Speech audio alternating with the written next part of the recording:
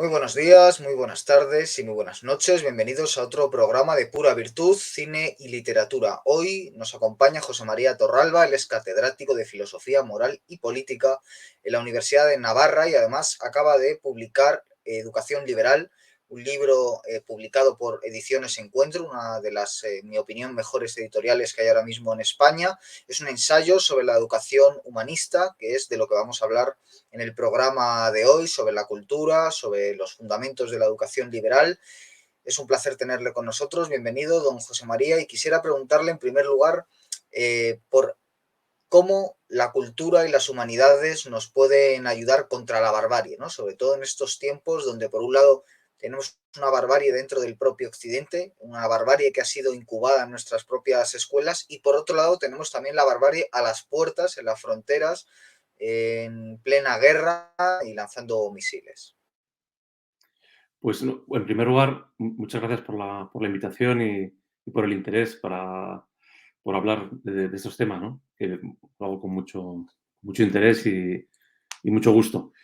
Y bueno, acerca de la barbarie, pues creo que el autor, además, el que acudo en el libro para empezar el primer capítulo es José Ortega y Gasset.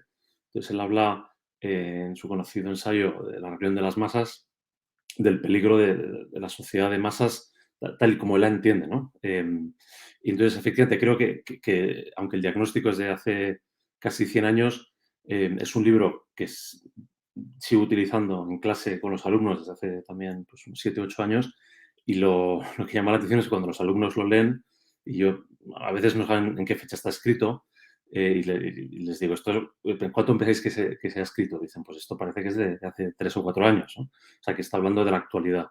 Entonces, efectivamente, o sea, el diagnóstico de Ortega de que estamos en una sociedad con el riesgo de que genere el hombre masa, con todo lo que eso implica, que podemos hablar más si es necesario, es muy real, ¿no? Y diría que la vía, digamos, de salida, la vía de solución, es la que propone Ortega. Es cierto que Ortega en el ensayo hace más un diagnóstico y una crítica que un programa, pero también es cierto, por lo menos en mi experiencia docente, que el libro tiene, por así decirlo, un efecto performativo por el estilo provocativo en el que está escrito. Entonces, cuando los jóvenes, en este caso, lo leen, se sienten interpelados, o sea, nadie se queda indiferente, ¿no?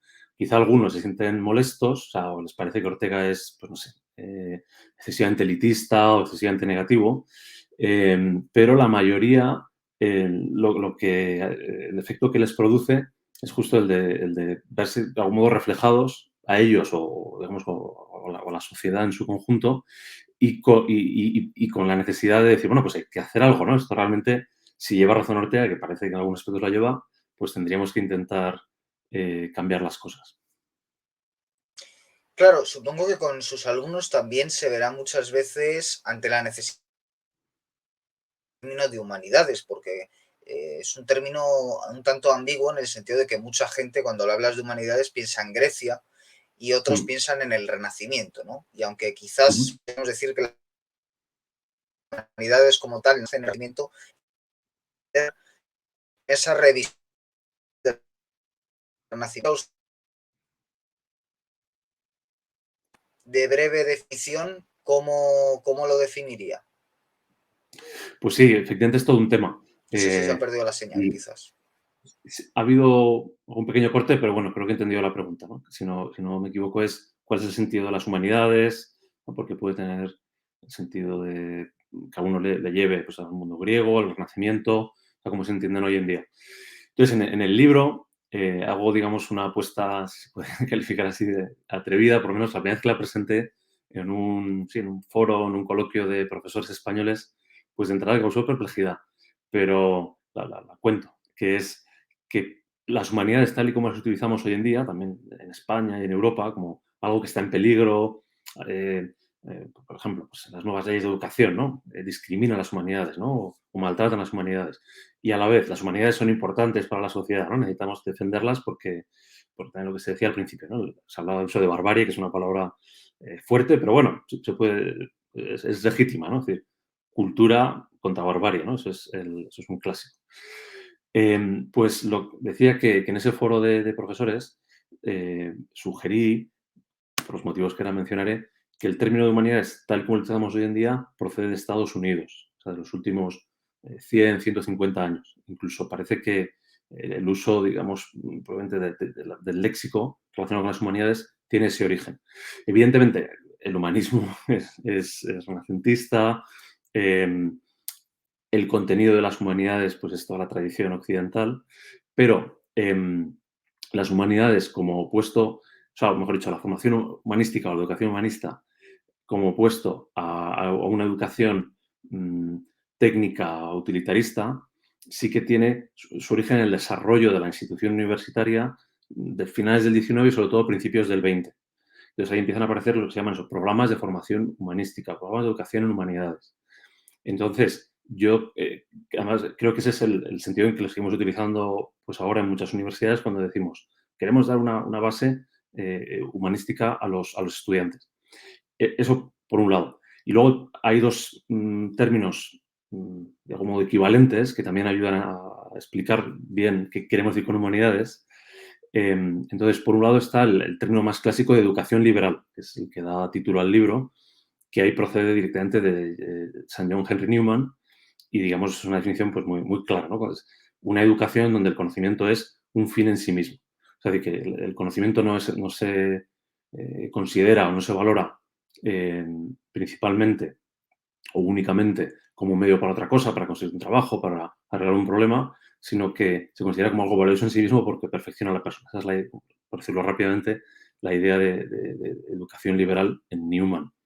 Y la segunda, que también es de la tradición española, una vez más, de Ortega y Gasset, cuando él habla de cultura, cuando él explica que en la universidad tiene 3 misiones.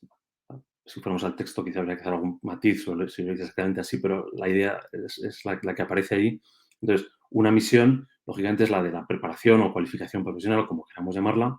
Una segunda es la de la transmisión de la ciencia. En eso para Ortega es todo un gran tema, pero bueno, la transmisión, desde luego, que es una misión de la universidad.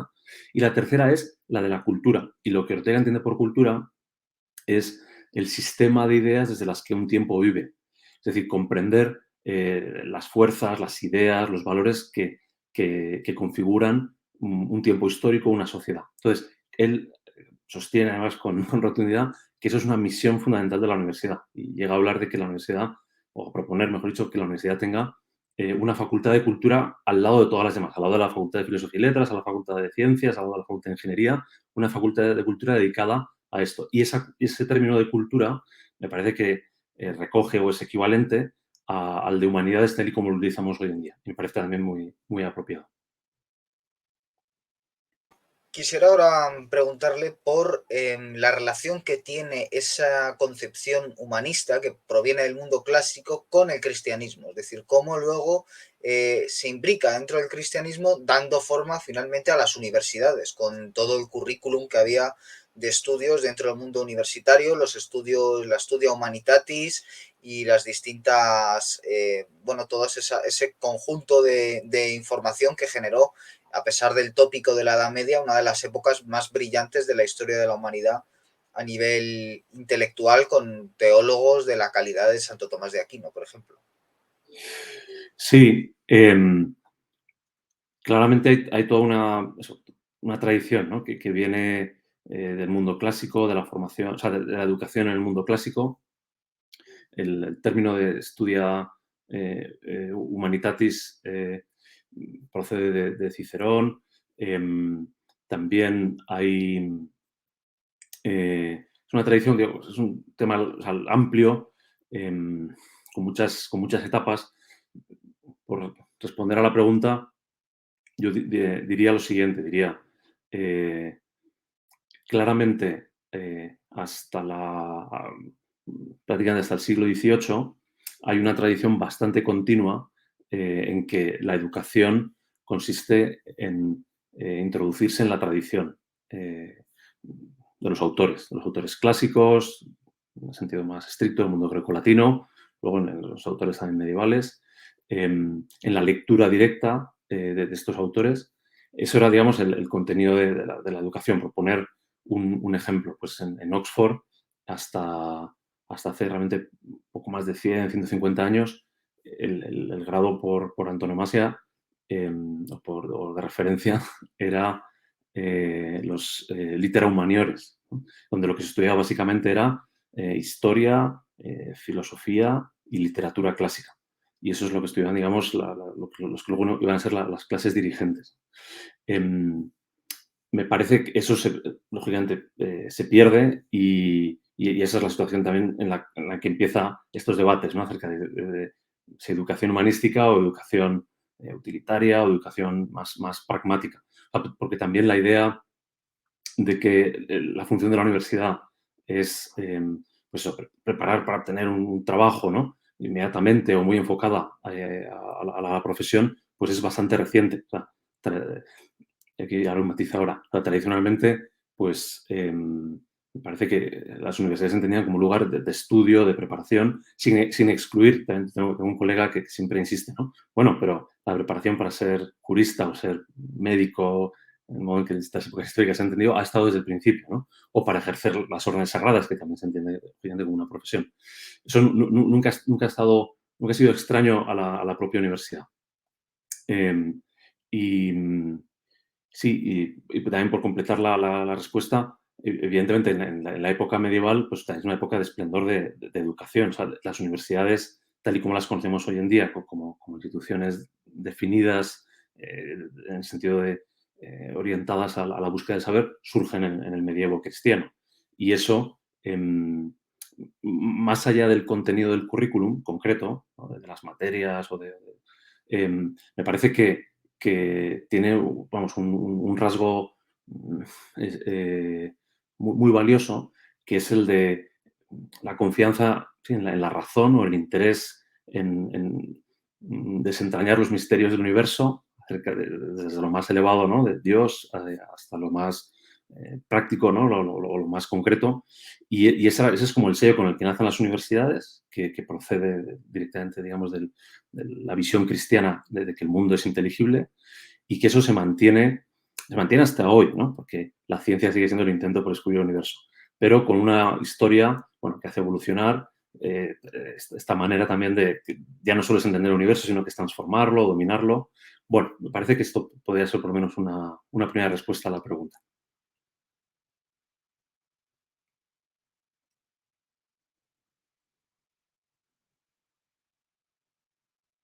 Sí, vaya, parece que se ha vuelto a perder brevemente la conexión. Quisiera entonces preguntarle por una cosa que ha mencionado de pasada, ¿no? Que es esa concepción del mundo como un lugar inteligible, es decir, que es algo que puede ser conocido, ¿no? Porque uno de los rasgos del posmodernismo es ese escepticismo hacia la propia realidad como algo objetivo que puede ser cognoscible, ¿no? Lo que se propone a cambio desde el posmodernismo es que mi voluntad es lo único que importa, es decir, que las cosas en sí no tienen ningún tipo de entidad, ¿no? Es ese relativismo que otro de los valores clásicos que ataca es el concepto de verdad, porque más allá de que los estudios humanísticos se enfocara hacia un saber concreto, también se enfocaba al alumno hacia el conocer la verdad de las cosas, es decir, no solo tener conocimientos para poder ser médicos, sino además aspirar a la verdad de la medicina o a la verdad de los distintos ámbitos. Y quisiera preguntarle por el papel que también tiene las humanidades en el estudio de la verdad y en ciertos valores éticos, morales, que están también relacionados con el mundo clásico y con autores como Cicerón o como Séneca que antes mencionaba. Sí, ¿qué decir de la verdad, ¿no? En la universidad? Eh, Pues quizá lo primero y más obvio es que si la verdad no es el horizonte de la educación, pues es muy difícil realmente realizar la tarea educativa, ¿no? Porque lo que buscamos es conocer. O sea, el fin de la educación y de la investigación, sobre todo en el caso de la universidad, es pues, el conocimiento, el saber de la realidad y, por lo tanto, de la verdad, porque distinguimos cuando lo conocemos correctamente y cuando no, ¿no? Sobre todo en el ámbito, son ciencias, digamos, que eh, propiamente nadie lo discutiría nominalmente. Ahora bien, qué signifique también realidad y qué signifique verdad, pues también ha entrado en crisis en los últimos, no sé, 50 años, ¿no? Con teorías constructivistas, por ejemplo. En el campo de las humanidades y de las ciencias sociales, evidentemente hay todo este debate, ¿no? A partir, digamos, de las sí, de las posturas de los autores así llamados posmodernos, que también es una corriente muy amplia, ¿no? Que tampoco habría que no sé, simplificar, ¿no? Y que tiene muchos matices. Pero que desde luego que se puede decir que el concepto de verdad como la meta, ¿no?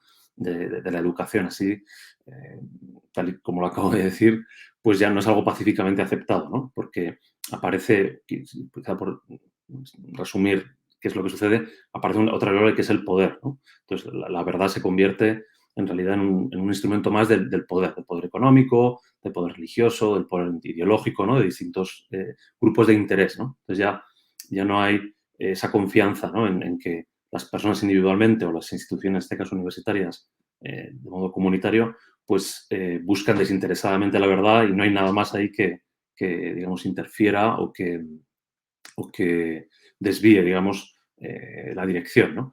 Entonces, eso es una crisis de la educación. O sea, yo creo que claramente uno de los motivos por los que la educación ha entrado en crisis es ese. En el caso de la educación humanística o educación liberal, como la hemos denominado, desde luego que es así. Es decir, en los años 60, finales de los 60, en la década de los 70, en Estados Unidos, que es, ya he dicho, de donde procede, se puede argumentar el concepto de humanidades tal y como lo tenemos hoy en día, hay lo que llaman las guerras sobre el canon, entre muchas otras guerras culturales. Y esa guerra se salda, digamos, iba a decir, sí, con la derrota de esta visión que decía antes, ¿no? De que hay una verdad que se puede conocer, lo que no significa que esa la verdad sea evidente, ni que, ni que no haya distintas opciones acerca de cuál es la solución correcta a un problema o cuál es la visión adecuada, pero la verdad como telos desaparece del horizonte. Un autor del que también me ocupo en el libro y que es por ejemplo de los más conocidos en la tradición de la educación humanística, de la educación liberal, es Alan Bloom, pues, en su clásico The Closing of the American Mind, que provocó una polémica, bueno, tremenda, con, no sé si decenas, incluso cientos de críticas, y hubo congresos sobre el libro, en contra del libro, también a favor del libro. Él, aunque evidentemente en esa polémica se le tachó pues, de conservador, de retrógrado, ¿no? de ideológico, luego en realidad en su postura personal o su visión personal no se correspondía con ese cliché que se le adjudicó. Pero sí que es cierto que él en el libro, en un pasaje parece pues, como memorable, dice, bueno, el problema de hoy en día en la educación, el problema es que hemos cambiado la idea de que la educación es para buscar la verdad, para fomentar el deseo y el interés por encontrar la verdad, por algo que en inglés, que es difícil traducir en español, se llama la openness. O sea, el estar abierto a distintas posturas, ¿no? El no pretender que haya algo así como la verdad, o por lo menos verdades, ¿no? Concretas, sino que, bueno, pues hay distintas maneras de ver las cosas, distintas opiniones, y hay que respetarlas a todas por igual. Entonces, y termino con esta idea, realmente todas las opiniones no pueden ser igualmente válidas. Acerca de temas, entiende, de temas banales, pues sí, ¿no? Pero temas relevantes, por ejemplo, sobre ética, pues no todas pueden ser igualmente válidas. Tampoco son todas igualmente, decirlo, falsas, salvo una, ¿no? Sino que en general pues, es una escala de grises. Pero precisamente la idea está de distinguir unas y otras, ¿no? Y que la educación lo que busca y lo que todos, como profesores y alumnos, nos dijimos no simplemente es pues, a debatir, ¿no? O a exponer posturas, sino a ver cuál de ellas es más correcta, más válida, más justa, pues me parece que eso, diría, por plantear un término fuerte, es irrenunciable, ¿no? en educación.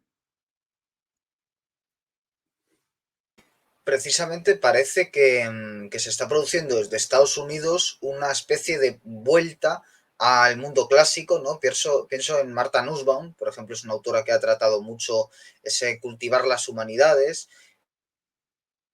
también incluso en España, ¿no? De a poco en un Junco, un libro desde luego bastante más divulgativo de Nussbaum, ¿no?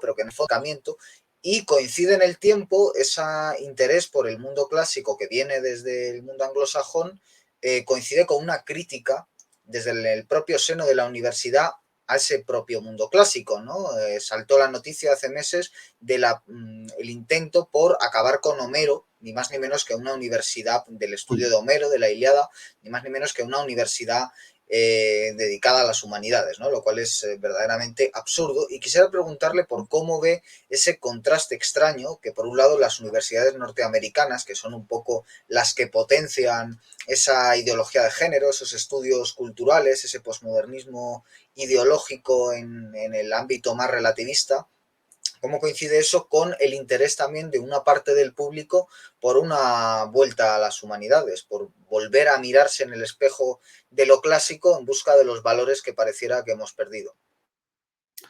Sí, a ver, que Estados Unidos es casi un continente, ¿no? Desde el punto de vista de la población que tiene, pero también de la variedad, ¿no? De institucional, en este caso, de universidades. Entonces, tampoco es, o sea, no es tanto que haya como contradicciones en el seno de Estados Unidos. Tampoco, si fuera en España, diríamos que hay contradicciones, sino que hay, pues eso, diversas posturas, ¿no? Lo que pasa es que, por un lado, efectivamente, Estados Unidos es para bien o para mal, ¿no? El foco o el referente del mundo universitario, ¿no? Hoy en día, eh, para bien, por lo que diré ahora, me parece la promoción de las humanidades, para mal, aunque esto no sea directamente el tema, porque crea un anglocentrismo, ¿no? En los temas y en las filias y las fobias, que no me parece que sea siempre saludable.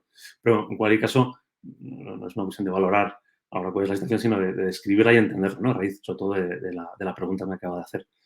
Entonces, efectivamente, yo también cuando escribo el libro recojo pues, mis propias experiencias docentes, ¿no? Y bueno, de investigación y de relación con profesores, muchos de ellos de Estados Unidos o incluso asociaciones académicas, y mi posición es de esperanza. Es decir, yo, a pesar de que reconozco que ahora mismo la situación de la educación humanista en la secundaria, por supuesto, y en la universidad, con más razón, porque quizá ni siquiera ha entrado el debate de la necesidad de que todos los alumnos reciban una educación humanista, la situación es mala, pero sí que veo signos de esperanza y no, si se me permite la expresión, no como brotes verdes, ¿no? En un sentido así, digamos, ingenuo, sino real. O sea, tanto en Estados Unidos, donde nunca se ha perdido la gran tradición de la educación liberal, con instituciones grandes que la encarnan, como Columbia o Chicago, y luego o St. John's College, que es una institución pequeña pero muy reconocida, o también una miríada de pequeñas instituciones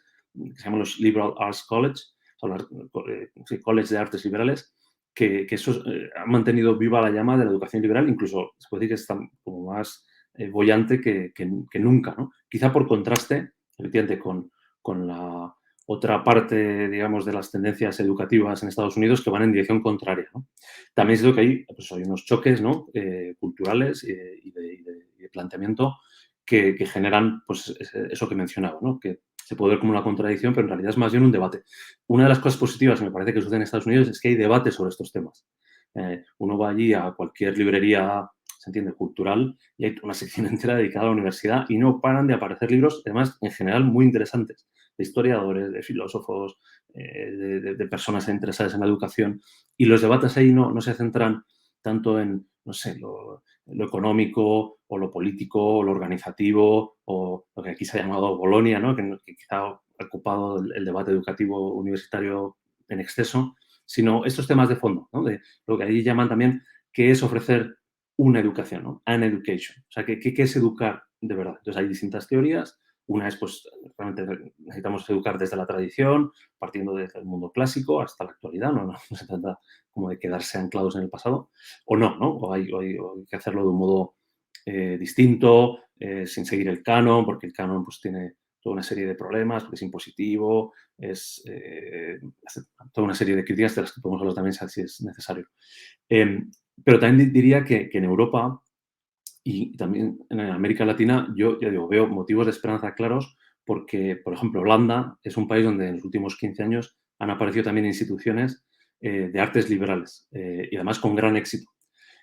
O también en Inglaterra, en Alemania, en Chile, en España también hay algunos lugares donde sin haber previamente una tradición de leer y estudiar a los clásicos, es decir, introducir a los alumnos en la tradición de un modo consciente en la universidad, ahora se está haciendo y además se está haciendo con éxito.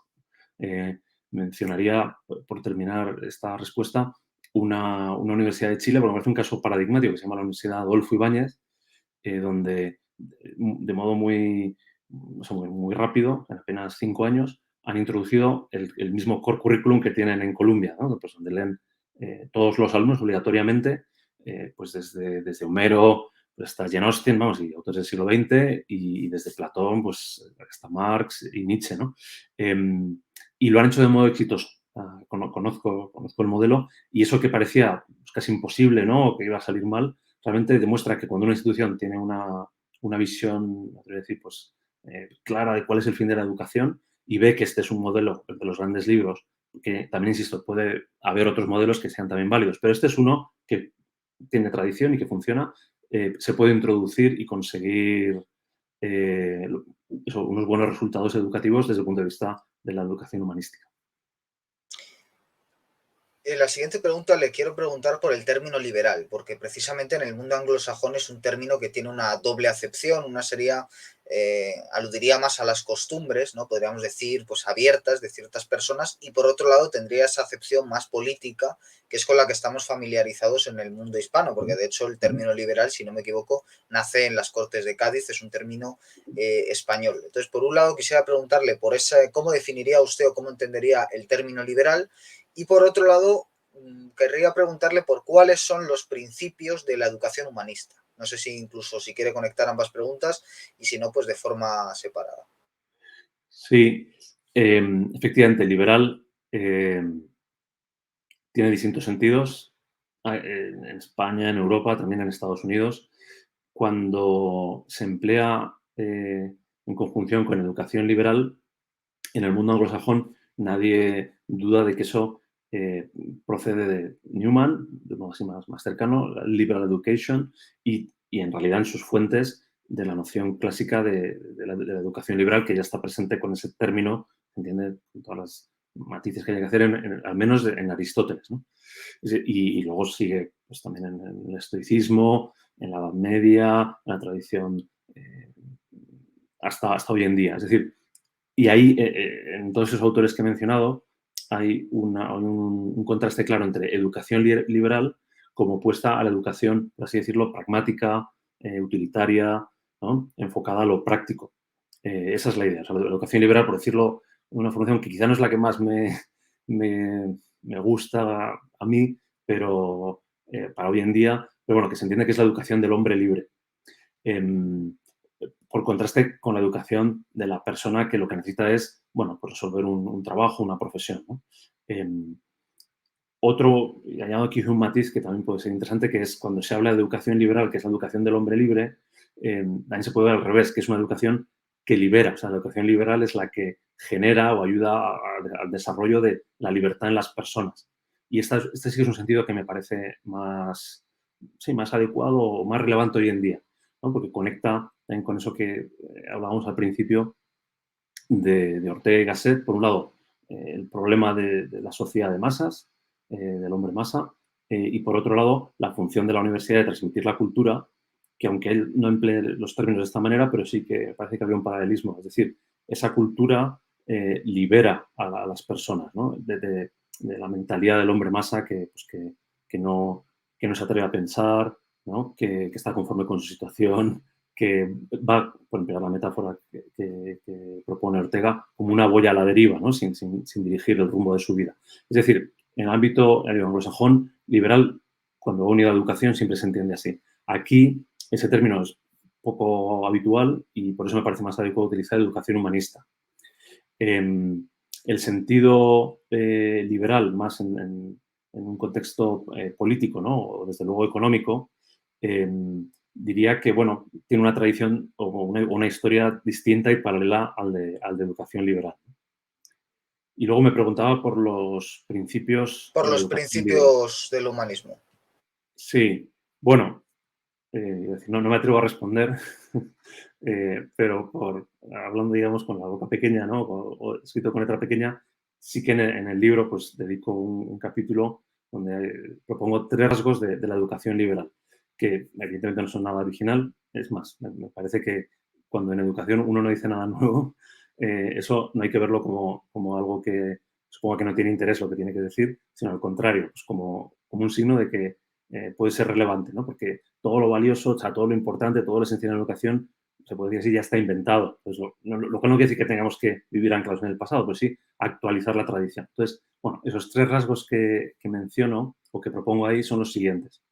El primero es, o sea, una educación es liberal o es una educación humanista, por un lado, cuando cultiva, desarrolla la perspectiva sapiencial de los estudiantes. Ayuda a que la búsqueda del saber, la sabiduría sea la meta de los estudios. Ahora puedo decir algo más sobre esto. En segundo lugar, cuando ayuda a ejercer y a desarrollar la facultad del juicio, la capacidad de juzgar, o sea, de conectar lo particular con lo universal. Esto que parece tan, no sé, obvio o tan sencillo, en realidad, cuando nos enfrentamos a problemas complejos, pues no es nada, digamos, inmediato, sino que requiere un cultivo, requiere un ejercicio.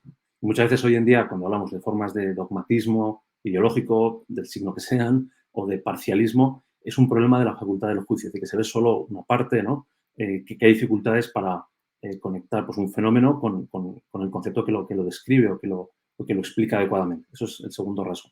Y el tercero, que es algo de lo que ya hemos hablado, el interés por la verdad o el amor por la verdad. Cualquiera de los dos términos me parecen adecuados. Yo los veo también como dos etapas, ¿no? Me parece que se pueden ver como dos etapas. Primero hace falta tener interés en la verdad. Diría que ese es el punto de partida de cualquier contexto educativo.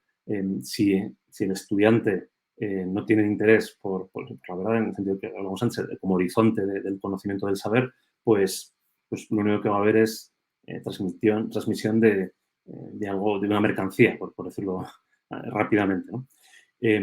Bueno, y por explicarlos muy rápidamente, cuando hablo de sabiduría, pues ahí utilizo, o me parece que puede ser útil, pues acudir a la tradición de Aristóteles, en el sentido de que la sabiduría es esa, entre otras muchos elementos, ser capaz de conocer cuál es el lugar que ocupa un conocimiento, un saber, un aspecto de la realidad en el conjunto y sobre todo de modo jerárquico. O sea, el sabio es el que tiene ese conocimiento completo de la realidad y sabiendo cuál es la jerarquía entre los distintos elementos, ¿no? Jerarquía tanto epistemológica como ética.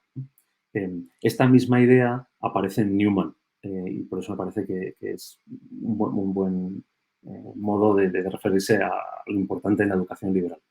La facultad de juzgar, el desarrollo de la facultad de juzgar está presente pues, en todos los filósofos, ¿no? En Aristóteles con el tratamiento de la frónesis, de la prudencia, también en Kant, por poner otro autor muy distinto, con su noción de facultad del juicio, de Urteilskraft.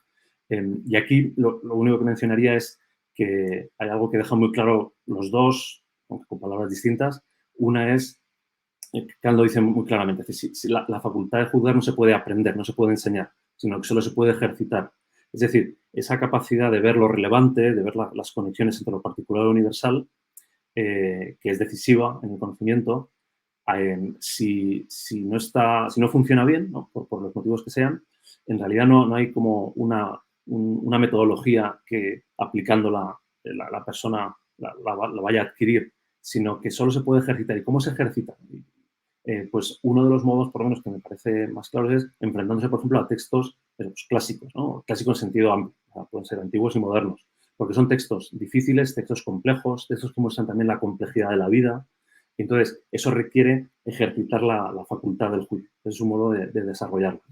Y por último, sobre el interés, el amor por la verdad, del que hemos hablado, y también por conectarlo con lo que se preguntaba al principio, ¿no? Del lugar del cristianismo en la tradición humanista, que me parece que hay una confluencia. Es decir, que hay la tradición de la educación humanista y liberal, pues procede del mundo antiguo y, digamos, y pervive, no digo al margen, pero sí en paralelo con la tradición cristiana. Evidentemente, no solo por motivos históricos, cuando hay esa confluencia, ¿no? En el medievo, que es cuando surgen las universidades, sino también hoy en día. Hoy en día, digamos, ha habido otra bifurcación clara, ¿no? En las instituciones educativas, la inmensa mayoría no tienen una afiliación religiosa o el cristianismo no tiene una presencia clara. En España, además de un modo distinto a, por ejemplo, Alemania o Estados Unidos, donde incluso en situaciones estatales, pues la teología está presente como una facultad más. Pues aquí ni siquiera, ¿no? Las universidades públicas, prácticamente ninguna o de ningún modo hay presencia de la teología como docencia o como lugar de estudio, ¿no? Entonces, me atrevo a decir en el libro, de un modo, bueno, que pretende ser no sé, positivo, o sea, no provocativo, que sí positivo, que lo digo de esta manera, que es que sería una feliz ironía del destino el que el cristianismo, que tiene como meta la verdad, hoy en día, por contagio, ayudara a que en las instituciones universitarias en general, ¿no?, se recuperara ese horizonte de verdad como meta del conocimiento que en numerosas ocasiones se ha perdido, por lo menos teóricamente. Luego, en realidad, ya digo, hacer educación sin tener como meta la verdad no es posible y de hecho se tiene, ¿no? Voy a añadir una idea que creo que completa esto último que acabo de decir. Hay un debate muy conocido, también por Estados Unidos, una vez más, que es el de la universidad versus la multiversidad. Multiversidad es un término que acuña Clark Kerr, que fue rector y canciller de la Universidad de California durante prácticamente 2 décadas. Entonces, él vino a decir, la moderna universidad, o sea, la universidad que surge después de la Segunda Guerra Mundial, lo dice literalmente, citando a Newman, dice, ya no es la universidad, eso, que pensó Newman, que es una comunidad de personas que tienen el mismo fin, que sería la búsqueda de la verdad, sino que dice, hoy en día la moderna universidad tiene distintos fines que son heterogéneos e incompatibles entre sí. Pues sí, en algún caso puede ser el ocuparse, digamos, de la formación intelectual de los jóvenes, ¿no? Pero en otro caso es la producción de conocimiento, la transferencia, ¿no?, la generación de beneficios, etcétera. Y dice, y esa es la, y él también él tiene una tesis como fatalista, él mismo lo dice, en el sentido marxista, es decir, no se puede tener el curso de la historia. O sea, la institución universitaria ha ido evolucionando y hoy en día este es el modelo que hay, el modelo de universidad. Bueno, no seré yo el que niegue que la tendencia de las universidades, por lo menos más importantes, y también en Europa por contagio, es ese, o sea, el modelo de la multiversidad, ¿no? Lo que los profesores con frecuencia echamos de menos es que haya más comunidad intelectual, o sea, más espacio, ¿no?, para reflexionar sobre estos fines como más profundos, más básicos. Y por eso, y termino, decía que en la tradición cristiana de la educación, ¿no?, donde sí que se ve la educación como de un modo unitario, dirigido a un fin básico, que es el de la búsqueda de la verdad, también en todas sus dimensiones, desde lo más técnico, que por supuesto tiene que estar ahí presente, a lo más personal y a lo más alto, ¿no?, a la pregunta por el origen del universo, por Dios. Me parece que eso puede, ya digo, hoy en día ejercer una influencia benéfica sobre el conjunto del sistema universitario. Evidentemente lo digo desde una universidad de inspiración cristiana donde esto está presente y por eso por experiencia, pero sí, me parece que sería una feliz ironía del destino el que la universidad que nació del seno de la Iglesia, hoy en día el cristianismo ayudara a que mantuviera o en los casos que sea necesario recuperara su dirección original y tan básica. Ha mencionado en varias ocasiones a Aristóteles y por eso, pues, la última pregunta quisiera que nos hablara un poco de la ética aplicada tanto a la enseñanza como al ámbito profesional, porque también muchas veces se enfoca hacia la salida profesional con esa obsesión por conocer un poco cómo va a ser el trabajo práctico, por tratar de ampliar el negocio, por decirlo de alguna forma, por resultar más eficiente, más efectivo, pero no se hace tanto hincapié en la deontología, ¿no? En ese código ético que tiene cada oficio, incluido, por supuesto, el del profesor, ¿no? También a veces parece que con este auge de la pedagogía, muchas veces se sustituye el psicologismo, por delante de la ética a la hora de tratar con el alumno. Entonces, esa querría que fuera un poco la cuestión final y si quiere añadir algo, siéntase libre también de hacerlo. Muy bien.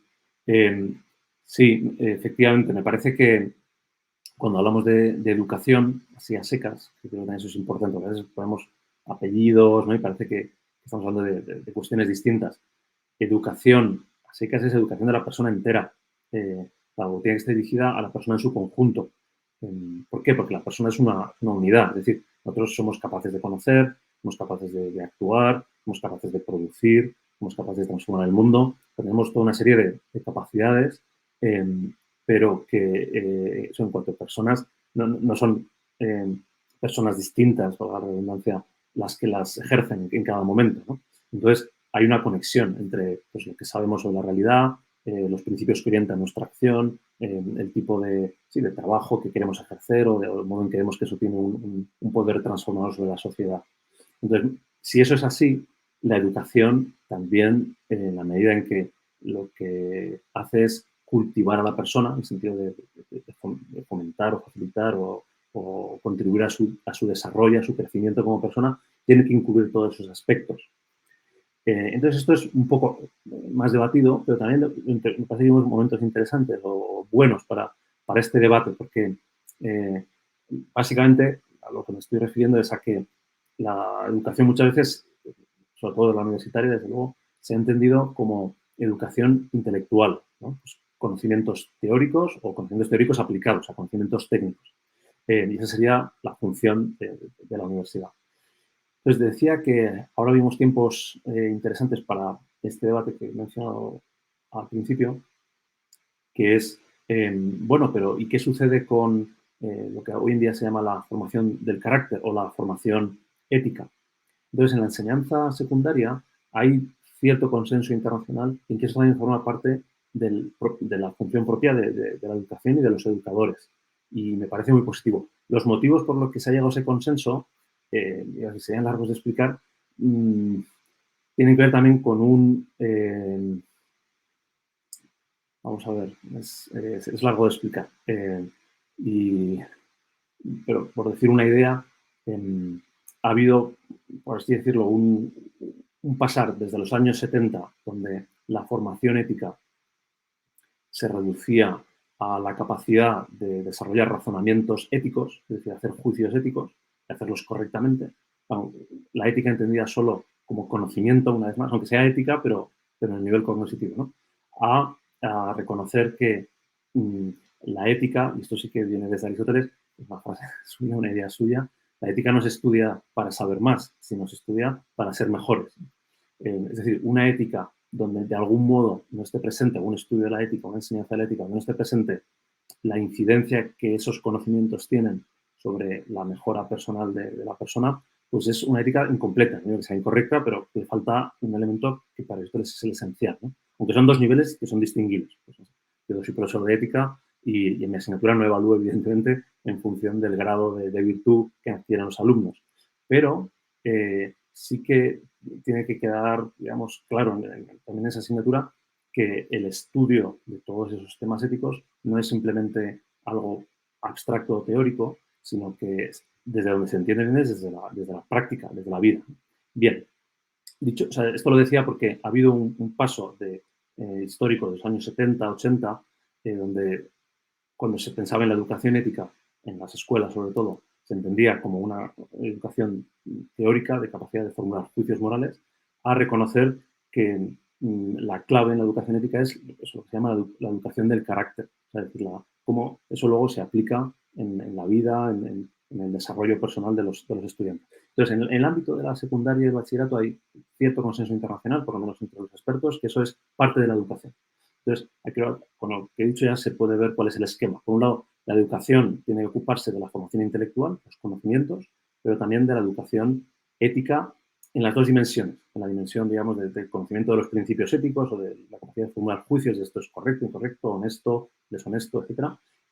Y la segunda parte, digamos, de la ética, que es la ética aplicada, si queremos llamarla así, sea a la vida personal, que es lo que se llama educación de carácter, o sea a la ética profesional, que eso, bueno, sí que ha estado más presente, pero a veces quizá no lo suficiente, ¿no? La idea de que la ética no es algo puramente privado, ¿no? De que cada uno tiene su concepción o su visión de la vida, sino que luego en las relaciones profesionales hay cuestiones, por decirlo, innegablemente objetivas, ¿no? Pues la justicia, poner el caso más claro, ¿no?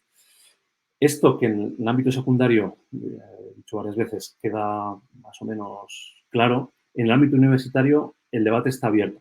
Pero una vez más, a mí me parece de un modo esperanzador, porque ya hay incluso iniciativas concretas donde se ha puesto en práctica programas de desarrollo del carácter para universitarios. Entonces, diría que en nuestro contexto español, pues eso de entrada suena, se oye con prevención y comprensible, porque parece que entra en colisión o que pone en peligro la libertad, ¿no? Sobre todo de alumnos que ya son adultos. Cuando un alumno llega a la universidad, pues tiene 18 o casi 18 años, lo va a cumplir enseguida.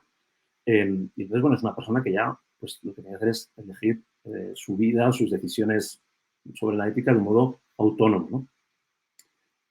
Y es cierto, una persona que es legalmente adulta pues tiene esa libertad y hay que respetarla. Pero añadiría lo siguiente. Por un lado, tener 18 años legalmente no significa que no se haya una persona plenamente madura, ¿no? ¿Cuándo llega la madurez vital? Pues creo que podemos decir, y que la mayor parte de la gente probablemente esté de acuerdo, que no es con 18 años, sino un poco más tarde, ¿no? O sea, digamos, cuando uno completa la juventud, que es cuando toma también las grandes decisiones de su vida, de tipo vital, de tipo profesional. Entonces, se puede decir o lo experimentamos los profesores, la universidad, de hecho, es un lugar de maduración, un lugar clave, ¿no? Entonces, por eso, el prestar atención o ayuda desde el punto de vista de la educación ética, tanto teórica como práctica del carácter, pues es algo propio de la universidad, ¿no? Y ya digo que esto cada vez más se propone desde distintos foros, tanto de discusión intelectual, investigación, como práctico, ¿no?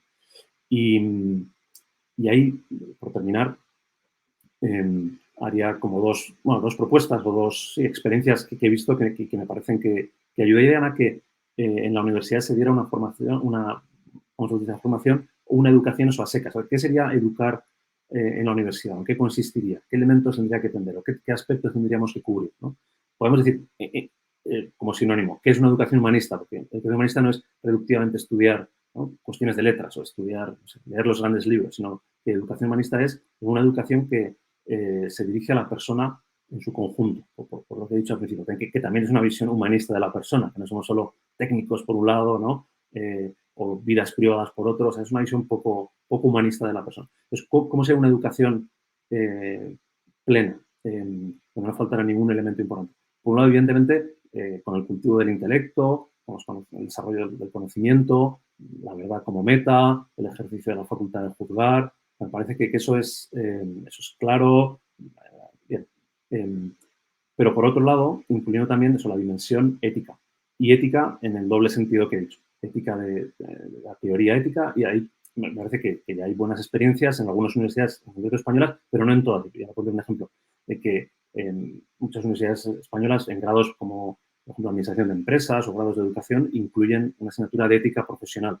Pero lo que llama la atención es que no sean todas. Es decir, una profesión, ¿no?, tan enfocada a los negocios, ¿no?, donde hay cuestiones de justicia social, tan evidentes, o de problemas incluso globales, ¿no?, como los que vimos hoy en día, o carreras como política, ¿no?, por la guerra que estamos viendo hoy en día, ¿por qué no hay un espacio, digamos, obligatorio, ¿no?, de reflexión sobre las implicaciones éticas de esas materias o esas disciplinas? O sea, esa es la pregunta, eso es lo que yo diría que sorprende. Entonces, ética en el sentido de ética profesional, y luego lo otro que es más nuevo y que entiendo que tardará tiempo quizá en llegar y en que se alcance ese consenso que hay en secundaria, pero que también me parece valioso y que forma parte también de la mejor tradición de la educación humanista y liberal en ayudar a madurar a los jóvenes. Insisto, ¿no?, y con eso termino, no sé, cuando se habla de educación del carácter, el miedo a veces es como que hay una idea preconcebida de cómo tiene que ser la persona y que eso se impone, ¿no?, de algún modo, ¿no?, a través de, no sé, de modelos o a través de proyectos, de programas.